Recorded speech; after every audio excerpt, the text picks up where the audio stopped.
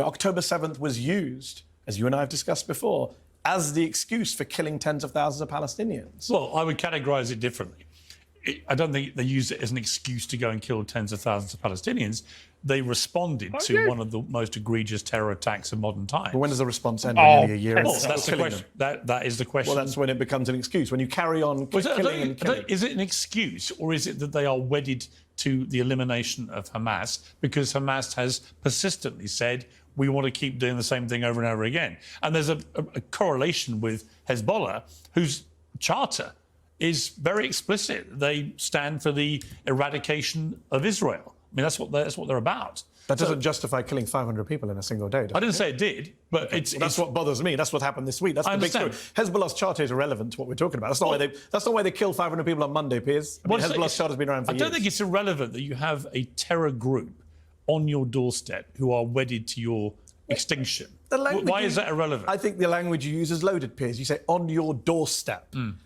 Do you know they did a poll of Americans a while back who thought that Palestinians were occupying Israel? When we talk about this stuff, we make it sound like Israel is the one being occupied, besieged. Israel's the one that's occupying the West Bank, Gaza, longest military occupation in the world, going back to 1967. Israel is the country that occupied southern Lebanon. I mean, everything, the world did not begin on October the 7th. 1978, Israel invades southern Lebanon. 1982, Israel invades southern Lebanon. Sabra and Shatila massacre.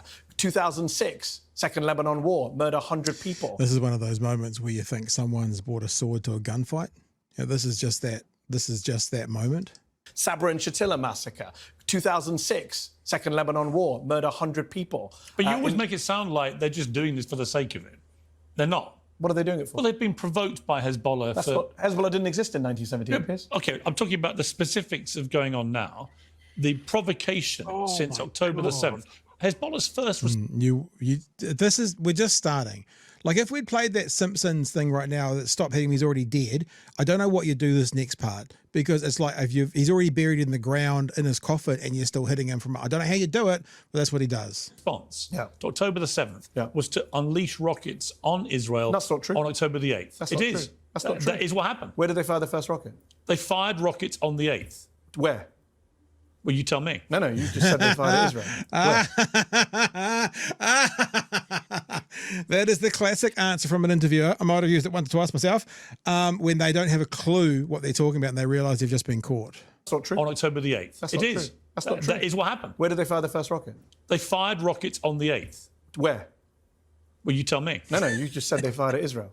Where? Well, they fired in the direction of Israel. Where did they hit? They fired at the Sheba Farms. The answer, tell me. I do. They fired at the Sheba Farms, which, as I said earlier, is an area of Syria.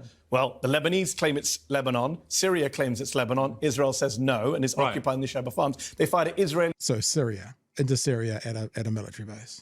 Military installations in the Sheba Farms. Now, have they got fired in Israel? So they were firing at Israel. They were firing at an area that Israel says is theirs. So goalpost shift. Get that straight away. Israel. So they were firing at Israel. They were firing at an area that Israel says is theirs. No, Israel doesn't say that. Israel says it's Syria's. Because remember, Piers, Israel is occupying Syria and the West Bank and Gaza and Lebanon, would argue, parts of Lebanon. This is the problem, right? The core of the problem is Israel's territorial expansionism. It's a mess. Attacks, not a mess. It's Israel occupying multiple Arab lands, which leads to quote-unquote resistance or quote-unquote terrorism, whichever word. I don't care what word you want to use right now. But that is the core, right? You had John Mearsheimer on the show this week, made the same point. Deal with the occupation, then you deal with the violence. And look, has Hezbollah fired into Israel at civilian targets? Yes, I don't agree with that. But the reality is 82% of the exchange of fire between Lebanon and Israel since October the 7th has been done by Israel. Okay. 82%. That's really important to hear. Remember when you hear people say Israel has the right to defend themselves. So what it means is basically for every time I punch you twice, you're going to punch me back 8 times. Defense. Right to defend itself. Every time I fire twice, you fire 8 times. Israel at civilian targets. Yes, I don't agree with that. But the reality is 82% of the exchange of fire between Lebanon and Israel since October the 7th has been done by Israel. Okay. 82%. But here's is that not a provocation of Let Hezbollah? me finish my point, which is that since October the 8th, 19,000 missiles, rockets have come from Hezbollah to Israel, right? But way more from Israel into Lebanon. Pat, I'm sure, 82%. what was that number? Yeah. What was that number that... 19,000. Yeah, the peer said 19,000 from Hezbollah. 19,000 into Israel. rockets. Yeah. Okay. So I want to mention something that the Israelis are quite proud of, rightly Yeah. quite proud of. It's a very impressive system. They The have dome? something called Iron Dome Yeah. that shoots down ballistic rockets. It has a 90% success rate. So when you're talking about that whole, like, you punch me once, I punch you 8 times. Yeah.